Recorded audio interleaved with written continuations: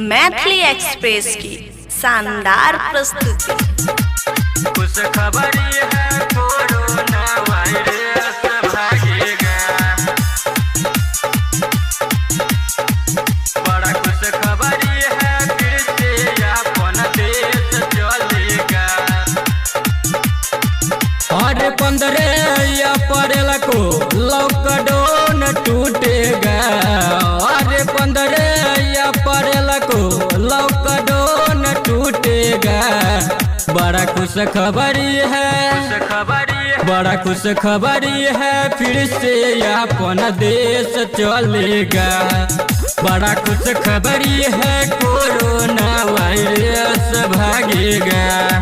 और मौज मस्ती करेंगे मार्केट शहर खुलेगा।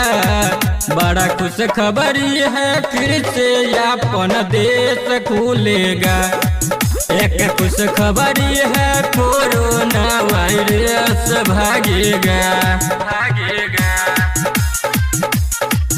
बड़ा कुछ खबरी है फिर से अपन देश चलेगा।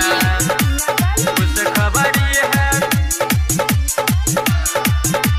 कुछ खबरी है कोरोना वायरस भागेगा। हाँ, खुशी का माहौल है, जश्न मनाएंगे। घर घर जाकर सबको बताएंगे, सबको बताएंगे, सबको बताएंगे। खुशी का माहौल है, जश्न मनाएंगे। घर घर जाकर सबको बताएंगे, सबको बताएंगे, सबको बताएंगे। इस बार चीन को भी मुंह तोड़ जवाब मिलेगा।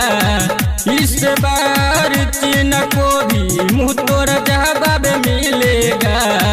बड़ा खुश खबरी है, बड़ा खुश खबरी है फिर से अपन देश चलेगा। बड़ा खुश खबरी है कोरोना वायरस भागेगा। कुछ खबरी है कोरोना वायरस भागेगा। बड़ा कुछ खबरी है फिर से अपन देश चलेगा।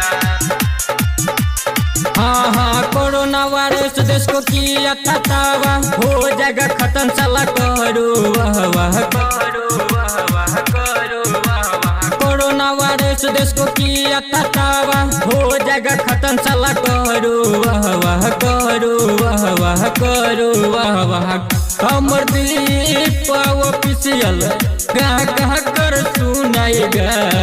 अमरदीप ऑफिशियल गा गा कर सुनाएगा। बड़ा खुश खबरी है, बड़ा खुश खबरी है फिर से अपन देश चलेगा। बड़ा खुश खबरी है कोरोना वायरस भागेगा।